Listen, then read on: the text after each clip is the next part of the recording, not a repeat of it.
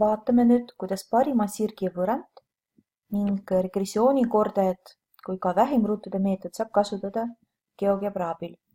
Hetkel kasutan ingliskeelne versioon, sest kui ma sisestan midagi inputisse, siis ma saan sisse ehitatud help.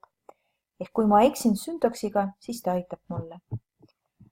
Sisestan arvutustabel ehk spreadsheet, selle jaoks valin nüüd menu ning spreadsheet, mis on väga sarnane Exceli või Google Docsiga ning kasutan neid samad andmed, mis just praegu mul oli varem harjutusest. Märgistan tabeli ära, vajutan hiire parem klõps, vajutan create ja list of points. Nüüd kõik need andmed kenasti sisestatud siia punktipaarina ja ka graafikul. Kui sa hetkel seda ei näe, siis seda saab ka zoomida või välja zoomida.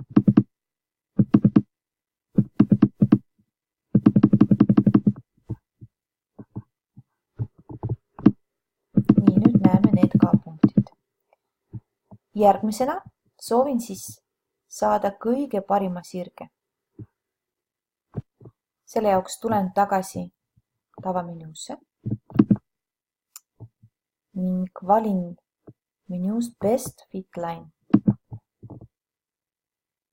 ning joonistan ristkülik, kaasa võetes kõik punktid.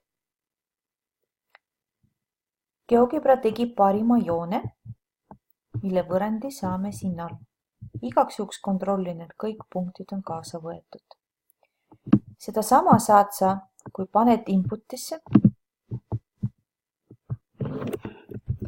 fit ja nüüd sul on võimalus, kas sa kasutad fit line ja paned kõik need punktid A kuni F või fit poly ja paned siis kõik punktid A kuni F ning degree of polynom ehk nüüd sa kasutad lineaar, see tähendab, et esimene aste.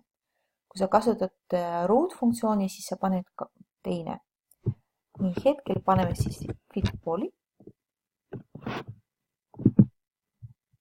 Siia lisame nüüd need samad loogilised sulud ja kõik need punktid ning degree paneme 1.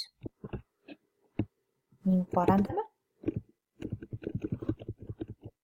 Paneme 1 ja list of points. Paneme meie punktid.